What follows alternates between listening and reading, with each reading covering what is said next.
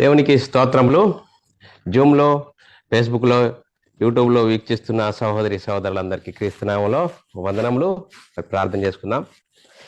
పరలోకమందున్న మా తండ్రి, నీ ప్రియకుమారుడు యేసుక్రీస్తునామంలో కృతజ్ఞతాస్తుతులు స్తోత్రం చెల్లించుకుంటున్నాం నాయన. ఇంతవరకు సజీవులుగా ఉంచి నీ కృపలో కాపాడుతూ భద్రపరుస్తూ నీ సన్నిధిలోనికి మమ్మల్ని నడిపించి నిన్ను ఆరాధించుకోవడానికి, నిన్ను కొనియాడడానికి ఇచ్చిన గొప్ప ధన్యత భాగ్యంను బట్టి కృతజ్ఞతాస్తుతులు స్తోత్రం చెల్లించుకుంటున్నాం నాయన. మరి ఈరోజు బైబిల్లోని ఆత్మ సంబంధమైన సంగతులతో సరిచూసుకుంటుండగా నీ కృపను అనుగ్రహించండి. చెప్తుండగా నాకును, వింటున్న సహోదరి సహోదరులకును నీ కృపను అనుగ్రహించి నీ వాక్యం ద్వారా మమ్మల్ని మేము సరిదిద్దుకొని నీకు మహిమ తెచ్చేవారంగా, ఘనత తెచ్చేవారంగా ఉండే ధన్యత భాగ్యం మా అందరికీ అనుగ్రహించమని యేసుక్రీస్తు నామములో ప్రార్థన అడిగి పెట్టుకుంటున్నాం తండ్రి, ఆమెన్. మరి సహోదరి సహోదరులందరూ ఎలా ఉన్నారు? సంఘానికి వచ్చిన మనం అందరము ఎలా ఉన్నాము? సంతోషంగా ఉన్నామా? మనందరి ఆత్మలకు కన్న తండ్రి అయిన దేవుని యొద్దకు, ఆయన సన్నిధికి వచ్చిన మనమందరము సంతోషంగా ఆనందంగా ఉండాలి. ఎందుకంటే మనలందరినీ సజీవ లెక్కలో ఉంచుకొని ఆయన సన్నిధిలోనికి నడిపించి ఆయనను ఆరాధించుకోవడానికి, ఆయనను కొనియాడడానికి ఇచ్చిన భాగ్యము ధన్యతను బట్టి దేవునికి కృతజ్ఞతాస్తుతులు స్తోత్రములు చెల్లించుకుంటాలి. మరి సహోదరులమైన మనము ఒకరికొకరు వందనములు చెల్లించుకోవాలని బైబిల్లోని ఆత్మనియమము సూచిస్తుంది. దాన్ని మనం అర్థం చేసుకుంటూ అనుసరిస్తూ ముందుకు సాగుదాం. మరి ఈ అవకాశం ఇచ్చిన యునైటెడ్ బైబుల్ అకాడమీ జూమ్లో ఉన్న మరి పెద్దలు, డైరెక్టర్ గారు, యునైటెడ్ బైబుల్ అకాడమీ డైరెక్టర్ గారు మరి రంగారావు గారికి క్రీస్తునామములో వందనాలు. అలాగే జూమ్లో ఉన్న పెద్దలు, దైవ సేవకులు, సహోదరులందరికీ క్రీస్తునామములో వందనములు. మరి ఈరోజు చాలా అద్భుతమైన అంశము నేర్చుకుందాం పిల్లరా. ఈరోజు చాలా అద్భుతమైన అంశము నేర్చుకుందాము. మరి ఈరోజు అంశము కృపయందు జ్ఞానమందు అభివృద్ధి పొందుడి. ఈరోజు అంశము కృపయందు జ్ఞానమందు అభివృద్ధి పొందుడి అనే అంశము. మరి అంశం చాలా అద్భుతమైన అంశం. ఈ అంశం నేర్చుకుని మన ఆత్మీయ జీవితంను సరిదిద్దుకుందాం. మనమందరము మన బ్రతుకులో దేవునికి మహిమ తెచ్చేవారంగాను, ఘనత తెచ్చేవారంగా ఉంటూ ముందుకు సాగుదాం పిల్లరా. మరి క్రైస్తవులము అయ్యే గొప్ప ధన్యత, భాగ్యము, మరి ఈ స్థితి మరి కల్పించడము చాలా గొప్ప భాగ్యము. మరి ఈ భాగ్యము మనం అనుకుంటే వచ్చిందా? మన శక్తితోనూ మన జ్ఞానంతోనూ అనుకుంటే వచ్చిందా? మనకున్న భక్తితోని మరి ఈ క్రైస్తవులం అయ్యే గొప్ప ధన్యత మనకు వచ్చిందా? లేదు ప్రియులారా.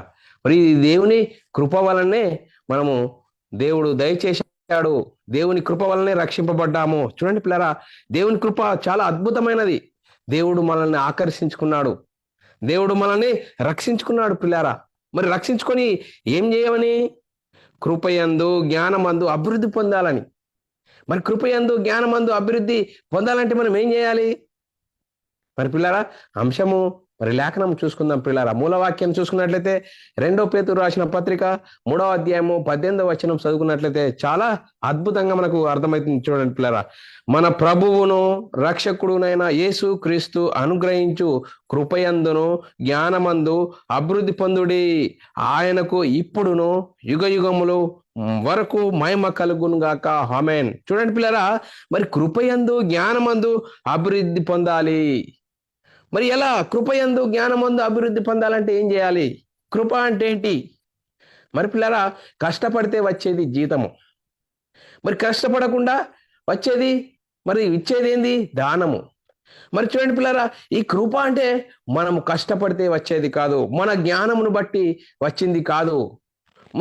మనం చూడండి పిల్లరా, మనం జ్ఞానవంతులము, మనం పండితులమని మనము అనుకుంటే వచ్చినది క్రైస్తవ్యం కాదు. చూడండి పిల్లరా, ఇది కేవలము దేవుని కృప వల్లనే మనము రక్షింపబడ్డాము. మరి చూడండి పిల్లరా, ఎలా రక్షింపబడ్డాము మనం ఏం చేయాలి?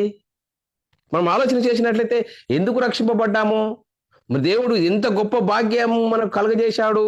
ఎఫెసీయులకు రాసిన పత్రిక 2వ అధ్యాయం 4వ వచనం చదువుకున్నట్లయితే, ఆయనను దేవుడు కరుణా సంపన్నుడై ఉండి మనము మన అపరాధముల చేత చచ్చిన వారమై ఉన్నప్పుడు సైతము మన ఎడల చూపిన తన మహాప్రేమ చేత మనను క్రీస్తు కూడా బ్రతికించెను. చూడండి పిల్లరా, ఎంత గొప్ప భాగ్యం. దేవుడు కరుణా సంపన్నుడై ఉండి మనం అపరాధముల చేత చచ్చిన వారమై ఉన్నప్పుడు సైతము చూడండి పిల్లరా, మన ఎడల చూపిన తన మహాప్రేమ చేత మనలను క్రీస్తులో మరి బ్రతికించెను. చూడండి పిల్లరా, మరి ఈరోజు ఒక సాధారణంగా ఒక ఉద్యోగానికి వెళ్తే ఆ ఉద్యోగానికి ఎన్నో అర్హతలు పెడతారు. మరి ఈ 10th పాస్ కావాలా, డిగ్రీ పాస్ కావాలా అని ఎన్నో అర్హతలు పెడతారు. ఆ అర్హతలు ఉన్నవారు చాలా మంది వస్తారు. మరి ఆ ఇంటర్వ్యూలో ఎవరైతే ఆ ఇంటర్వ్యూలో పాస్ అవుతారో వాళ్ళే ఉద్యోగానికి అర్హులు. చూడండి పిల్లరా, మనము రక్షింపబడము అనేది మనకు ఏ యోగ్యత లేదు.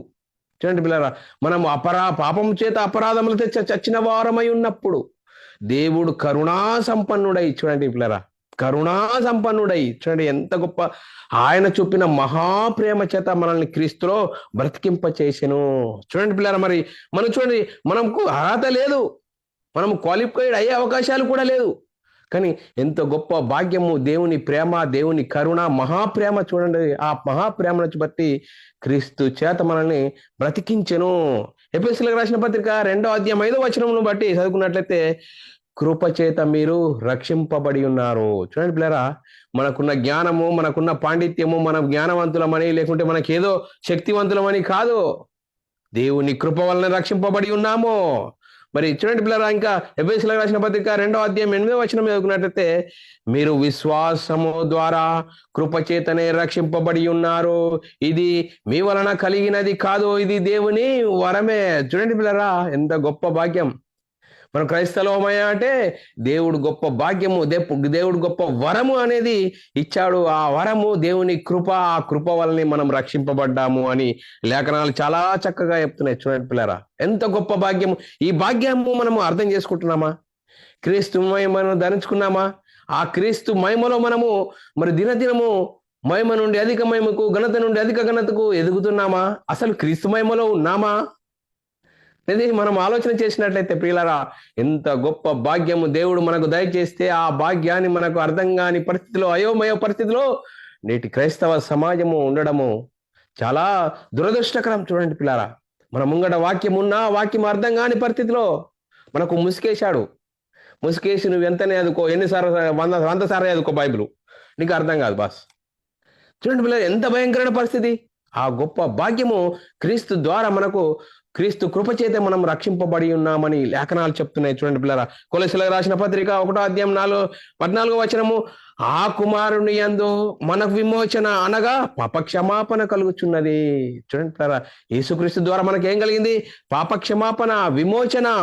చూడండి పిల్లరా, మనం రక్షింపబడ్డాము, మరి రక్షించబడ్డాము, రక్షణలోనికి వచ్చాము, రక్షించబడితిమి అని అంటున్నామే. ఎందువలన? దేవుని కృప వలన రక్షింపబడ్డాము. ఎలా? దేవుడు తన సొంత కుమారుని పాప శరీరాకారంతో ఈ లోకానికి పంపాడు పిల్లరా. మన నిమిత్తం యేసుక్రీస్తు సిలువలో బలియాగం గావించాడు. ఆయన కార్చిన రక్తం ద్వారా మరి ఆయన రక్తంలో మనము పాపులమని గమనించి యేసుక్రీస్తు యందు విశ్వాసం ఉంచి యేసుక్రీస్తు నామములో బాప్తిసం పొందడం ద్వారా మనము రక్షింపబడ్డాము. మరి సువార్తను విని, చూడండి పిల్లరా, యేసుక్రీస్తు దేవుని కుమారుడని, మన పాపాల కోసము యేసుక్రీస్తు ఈ లోకానికి వచ్చాడని, యేసుక్రీస్తు మన పాపాల నిమిత్తం మరణించాడని, తిరిగి లేచాడని, దేవుడు ఆయనను తిరిగి లేపాడని మనం విశ్వసించిన యెడల యేసుక్రీస్తు నామములో బాప్తిసం పొందడం ద్వారా మనం క్రీస్తు మహిమను ధరించుకున్నాము, రక్షింపబడ్డాము. చూడండి పిల్లరా, ఇంత గొప్ప భాగ్యము దేని వలన? మనకున్న జ్ఞానము, మనకున్న పాండిత్యం వలన? ఇది కేవలము దేవుని కృప వలనే మనకు కలిగినదని లేఖనాలు చాలా చక్కగా చెప్తున్నాయి. చూడండి పిల్లరా, మరి ఇప్పుడు మనం రక్షింపబడ్డాము, బాప్తిసం తీసుకున్నాము, మరి చీకటిలో నుండి వెలుగులోనికి వచ్చాము, మన పాపాలు కడుక్కొని మనం క్రీస్తులోనికి వచ్చాము. మరి క్రీస్తులోనికి వచ్చి బాప్తిసం పొందిన మనము, సంఘంలో చేర్చబడిన మనము, మన పని అయిపోయిందని మనం చేతులు దులిపేసుకుందామా? ఇప్పుడు సంఘంలోనికి వచ్చాము, ఇంకా సంఘంలో చాలా పని ఉంది.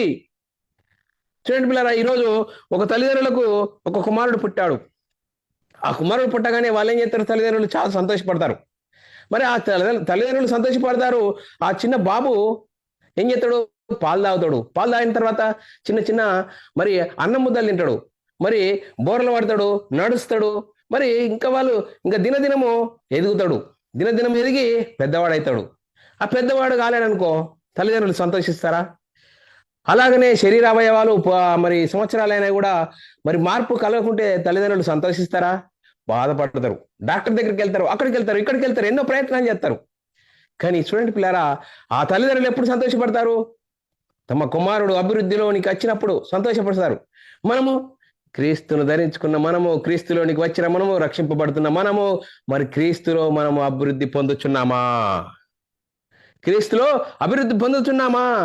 మరి రక్షింపబడ్డాను అని చేతులేసుకొని దులిపేసుకుంటున్నామే?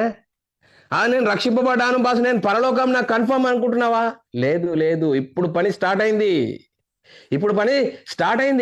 పని స్టార్ట్ అవుడే నీకు అర్థం కానప్పుడు నువ్వు ఎప్పుడు పరలోకం చేరతావు?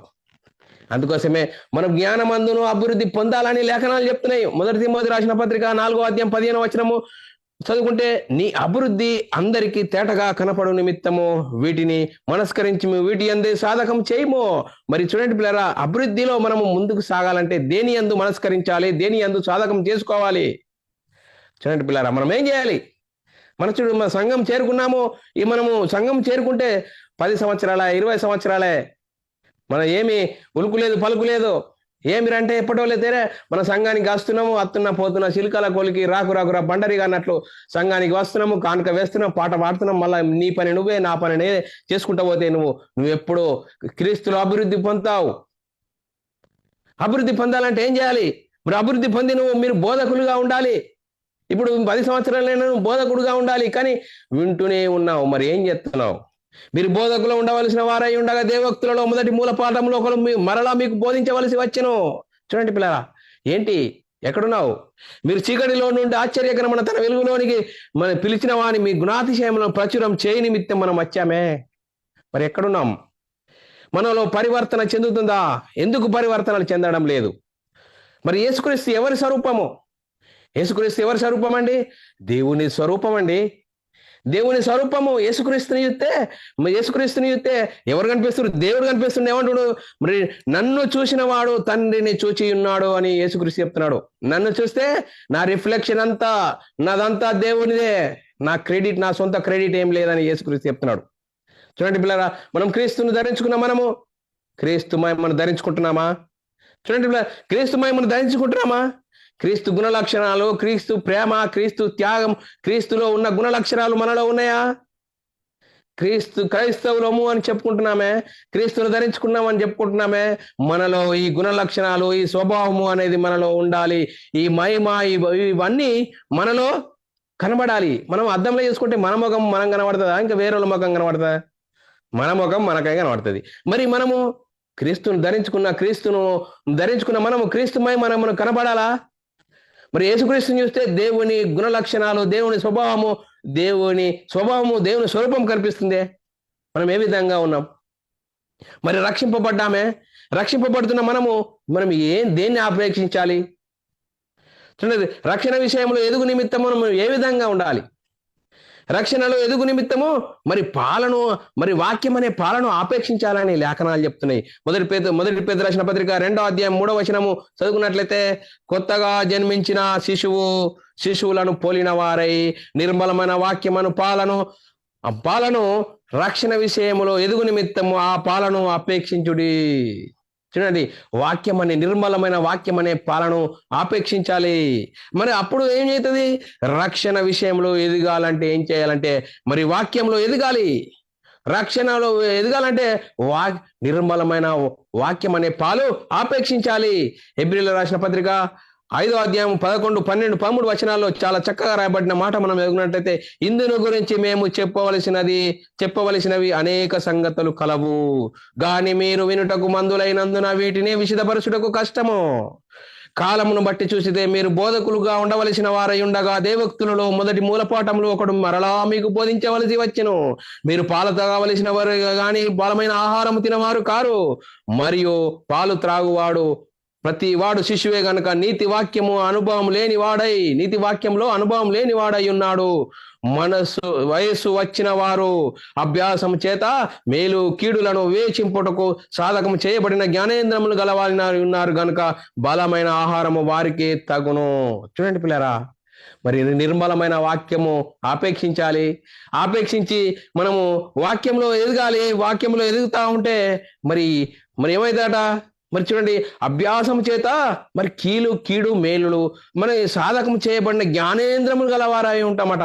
అప్పుడు మనమైతే బలమైన ఆహారము మరి మనకు తగును అని ఈ లేఖనాలు చెప్తున్నాయి. చూడండి పిల్లరా, మరి వాక్యంలో ఎదగాలంటే మరి ఏం చేయాలా? మరి ఇలా ఈ విధంగా ఎదగాలంటే దేనికి అంటు కట్టబడాలి? సంఘముకు అంటు కట్టబడాలి. సంఘముకు అంటు కట్టబడాలి. సంఘానికి శిరసైన యేసుక్రీస్తును హత్తుకోవాలి. మరి హత్తుకుంటున్నామా? మరి ఎక్కడున్నాము? మరి హత్తుకోవాలంటే ఏం చేయాలి?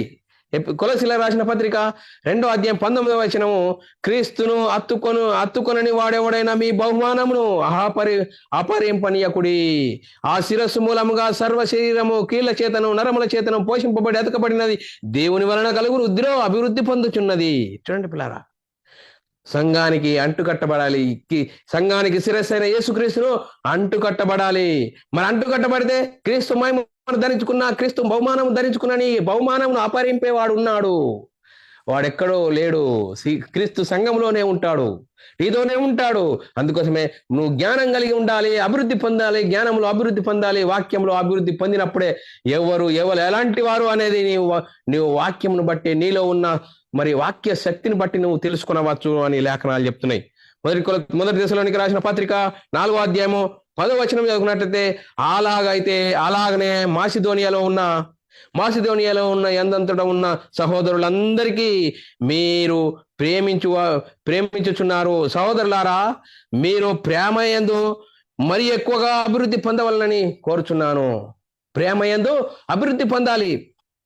అభివృద్ధి పొందాలంటే 2వ దశలోనికి రాసిన పత్రిక 1వ అధ్యాయం 3వ వచనం, సహోదరులారా, మేము ఎల్లప్పుడూ మిమ్మల్ని గురించి దేవునికి కృతజ్ఞతాస్తుతులు చెల్లించ బద్దులమై ఉన్నాము. ఇది యుక్తమే. ఎలా అనగా మీ విశ్వాసం బహుగా అభివృద్ధి పొందుచున్నది. మనం ఏం చేయాలా? క్రీస్తు సంఘాన్ని హత్తుకోవాలి, యేసు క్రీస్తును హత్తుకోవాలి. అప్పుడు మనము జ్ఞానమందును మరి అభివృద్ధి పొందుతుంటే మరి కృపలో ఎదుగుతాము. కృపలో అభివృద్ధి పొందే అవకాశం ఉంది. మరి చూడండి, ఇలా ఇంత గొప్ప భాగ్యమును మనం అర్థం చేసుకోలేక మరి లోక ఆశలను మనం ఆలోచిస్తే ఎట్లా? ఒకడు లోకమంతా సంపాదించుకొని తన ప్రాణమును పోగొట్టుకుంటే ఏం లాభము? ఒక త్రాసులో ఆత్మ, ఒక త్రాసులో లోకం పెడితే ఏది గొప్పది? ఆత్మ గొప్పది. మనం పొందుకున్న రక్షణ గొప్పది. ఆ రక్షణను మనం కాపాడుకోవాలి. ఆ రక్షణను దొంగిలించే వాడున్నాడు. రక్షణను కాపాడుకోవాలంటే ఏం చేయాలా? మనమైన ఆత్మను రక్షించుకోవాలంటే మరి ఏం చేయాలా? వాక్యంలో అభివృద్ధి పొందాలి. దినదినము వాక్యం చదవాలి, అర్థం చేసుకోవాలి. ఆత్మీయతను దినదినము వాక్యము నిన్ను అభివృద్ధి పొందిస్తుంటది. మనం ఆ క్రియలు చేస్తున్నామా? వాక్యంలో మనం సాధకం చేయబడుతున్నామా? ఏ విధంగా ఉన్నాము? మరి చూడండి పిల్లరా, ప్రారంభానికి గురించి మనం ఆలోచన చేసినట్లయితే, ఆదాము అవ్వల గురించి మనం ఆలోచన చేసినట్లయితే పిల్లరా, ఆదాము అవ్వలు మరి ఏదైనా తోటలో ఉంచాడు. దేవుని మాట మరి వారికి ఒక ఆజ్ఞగా ఇచ్చాడు. ఆజ్ఞ ఇచ్చినప్పుడు మరి అవ్వ దగ్గరికి 3వ వ్యక్తి వచ్చాడు. మరి దేవుడు తెలుసు, ఆదాము తెలుసు. 3వ వ్యక్తి వచ్చినప్పుడు అవ్వేమనాలా? నువ్వెవరో నాకు తెలియదే, నువ్వెవరు నన్ను అడుగుతున్నావు అనాలి. 3వ వ్యక్తి వచ్చి ఇది నిజమా అని అన్నప్పుడు ఉన్న గుట్టంతా చెప్పేసింది అవ్వ. మరి ఉన్న గుట్టంతా చెప్పేసింది, వాళ్ళ ఆజ్ఞను దొంగిలించి వాడి ఆజ్ఞను లోపల పెట్టేశాడు. చూడండి పిల్లరా, ఎంత భయంకరమైన పరిస్థితి. ఈరోజు మరి సంఘంలో ఏం జరుగుతున్నది? మరి నువ్వు క్రీస్తులో రక్షింపబడ్డావా, నీవు క్రీస్తు మహిమ ధరించుకున్న నీవు, మరి ఇప్పుడు ఈ రోజు ఏం జరుగుతున్నది? శరీర సంబంధమైన బోధలు, ప్రకృతి సంబంధమైన బోధలు వస్తున్నాయి. నువ్వు ఎవరినో వదలుకొని వచ్చి ఉన్న గుట్టంతని ఆత్మ సంబంధమైన సంగతులు చెప్తే వాళ్ళు శరీర సంబంధమైన సంగతులు చెప్పి బైబిల్ని పెడతారు. పాత నిబంధన చరిత్రలో దేవుడు అలా వారిని ఆశీర్వదించాడు, వీళ్ళని ఆశీర్వదించాడు, నిన్ను కూడా ఆశీర్వదిస్తాడు. నీకున్న వాక్యం అనేది వెళ్ళిపోతుంది. అందుకోసమే చాలా జాగ్రత్తగా ఉండాలి. ఈరోజు మరి వాక్యంలో ఎదుగుతున్న నీవు ఆత్మ సంబంధమైన విషయాల్లో దినదినము అభివృద్ధి పొందాలి. ప్రకృతి సంబంధమైన బోధలకు దూరంగా ఉండాలి. మరి శరీర విషయమైన ఆలోచన విషయంలో దూరంగా ఉండాలి. అందుకోసమే శరీర విషయమైన ఆలోచన చేయకండి. మరి శరీరానికి టూల్స్ సాతాను చూపెడతాడు. శరీరాశ, నేత్రాశ, జీవడమ్మాన్ని వాడు చూపెడతాడు. ఈ లోక విషయంలో ప్రకృతి సంబంధమైన బోధలు ఎక్కువైపోయినాయి. బైబిల్లో చూపెడతాడు, పాత నిబంధన చరిత్రలో చెప్తాడు, ఉపమానాలు చెప్పి నేను అభివృద్ధి పొందు అని చెప్తాడు. చూడండి పిల్లరా, అందుకోసమే ఆదాము అవ్వలు ఓటుకున్న ఆ గొప్ప మహిమను మనం క్రీస్తు ద్వారా పొందుకున్న మనం ఆ మహిమను కాపాడుకోవాలంటే దినదినము వాక్యంలో అభివృద్ధి పొందాలి, జ్ఞానమందును అభివృద్ధి పొందాలి. మరి చూడండి మనము ఏ విధంగా ఉన్నాం? మరి మనల్ని మనమే ఆలోచన చేయాలి. శరీర విషయమైన శరీర విషయముల ఆలోచన చేయకూడని లేఖనాలు చెప్తున్నాయి. రోమిలా రాసిన పత్రిక 13వ అధ్యాయం 14వ వచనమును బట్టి మనం చదువుకున్నట్లయితే, ప్రియులారా, మెట్టుకు ప్రభు అయిన యేసుక్రీస్తును ధరించుకున్న వారై శరీరేచ్ఛలను నెరవేర్చుటకును శరీర విషయం ఆలోచన చేయకుడి. చూడండి పిల్లరా, శరీర విషయం ఆలోచన చేయకుడి. చూడండి పిల్లరా, ఈ ప్రకృతి సంబంధమైన శరీరం ఉన్నది, ఆత్మ సంబంధమైన శరీరం ఇందులోనే ఉన్నది, కానీ శరీర విషయం ఆలోచన చేయకుడి. చూడండి పిల్లరా, ఆలోచన చేయకుండా ఆలోచన చేస్తే ఏమవుతుందంటే, చూడండి 1 కొరింథీయులకు రాసిన పత్రిక 6వ అధ్యాయం 18వ వచనం, జారత్వమునకు దూరముగా పారిపోవుడి. చూడండి పిల్లరా, జారత్వమునకు దూరముగా పారిపోవుడి. అంతే. 1 తెస్సలోనికీయులకు రాసిన పత్రిక 4వ అధ్యాయం 3వ వచనం, మీరు పరిశుద్ధులగుటయే అనగా మీరు జారత్వమునకు దూరముగా ఉండటమే దేవుని చిత్తము. జలత్వమునకు దూరంగా ఉండటమే దేవుని చిత్తము.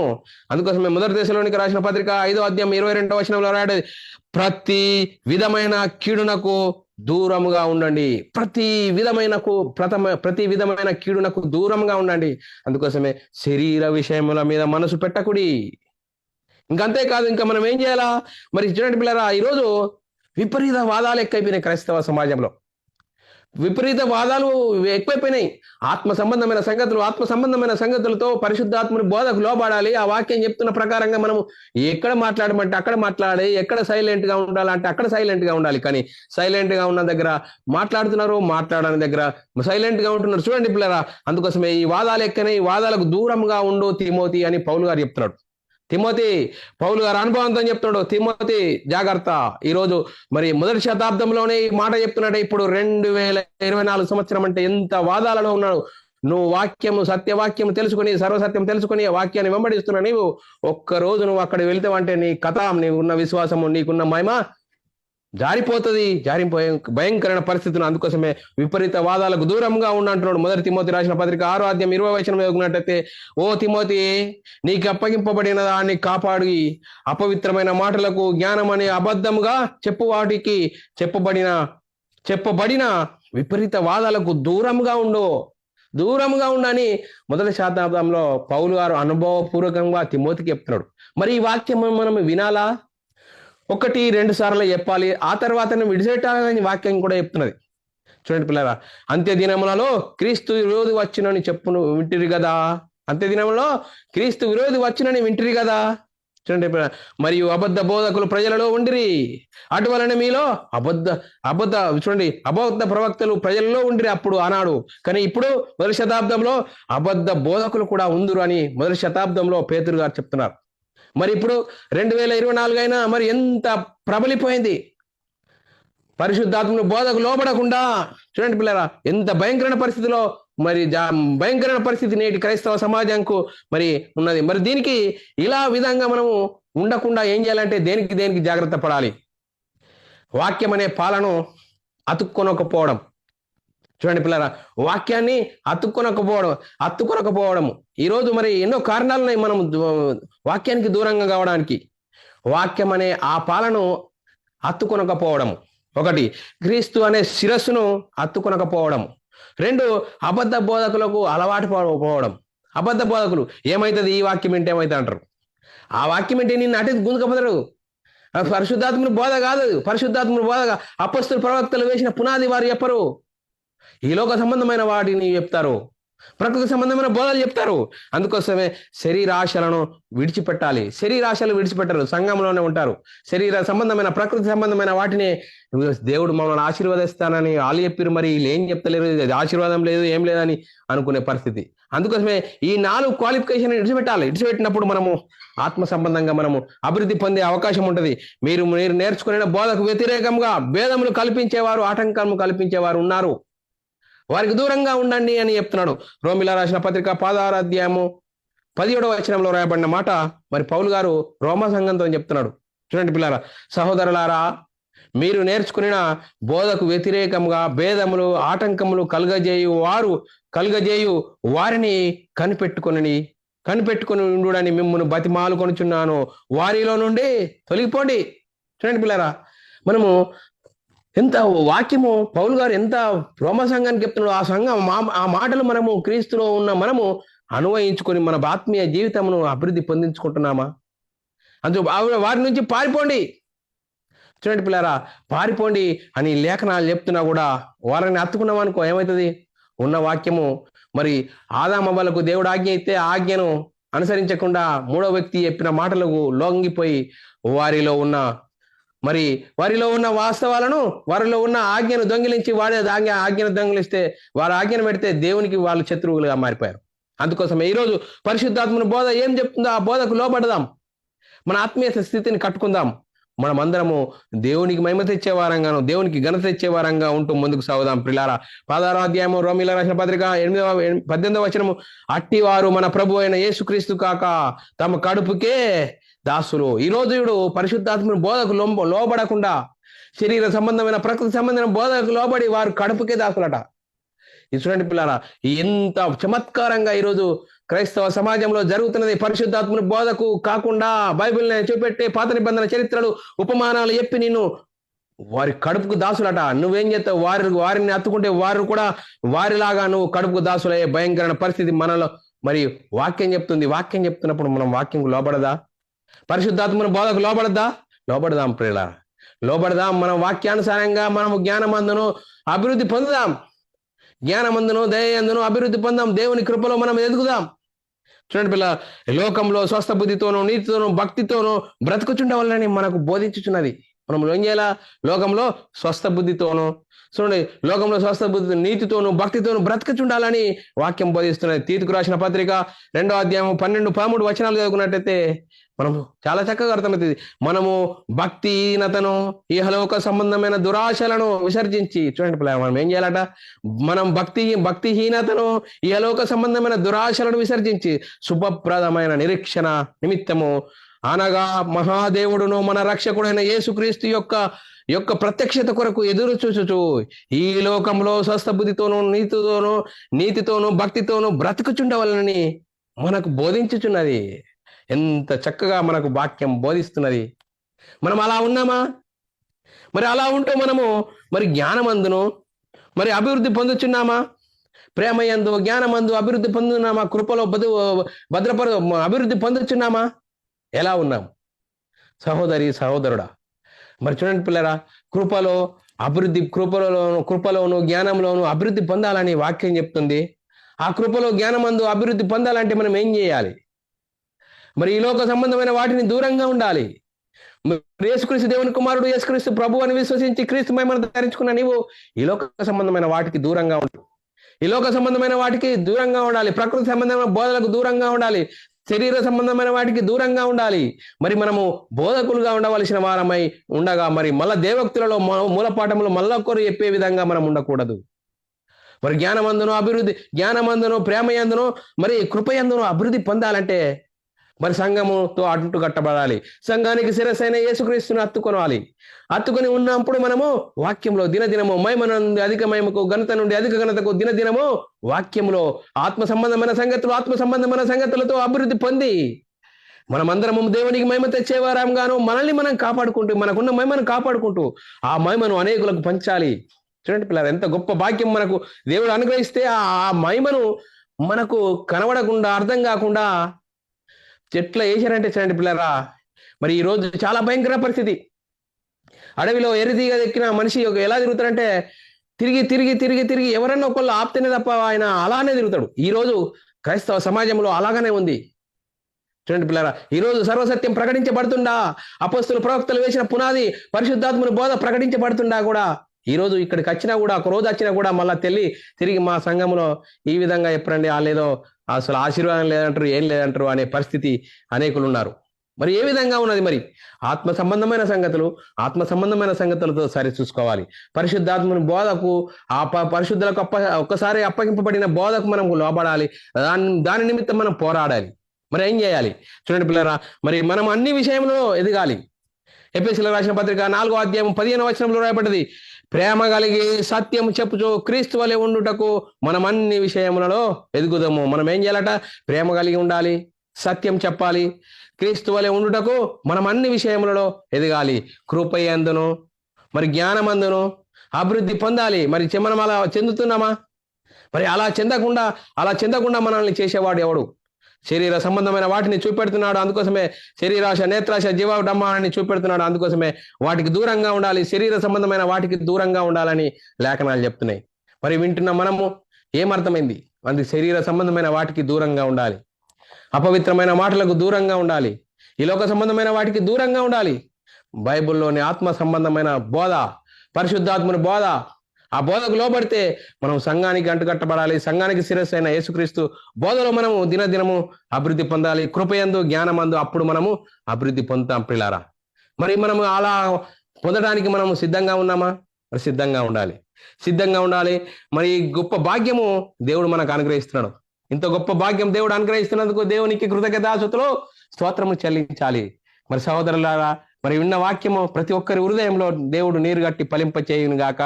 ఆమేన్. అందరికీ వందనములు, దేవునికి స్తోత్రములు.